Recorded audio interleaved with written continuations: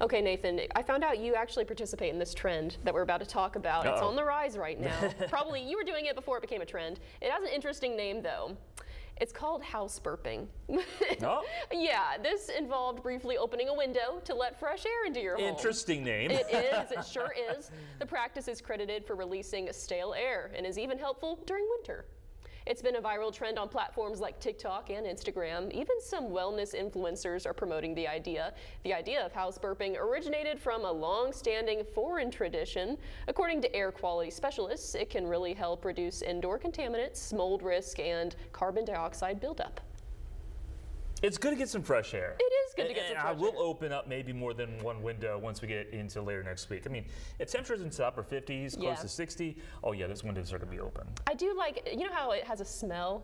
You know, fresh air? Yeah, absolutely. I'm not crazy when I say that. No, you go through the heat has a smell. It does. It all Sometimes does. not the best smell, especially if you don't clean it out at first. But no, fresh air, it's invigorating, I would say. I like the smell of fresh air. It's good for all of us.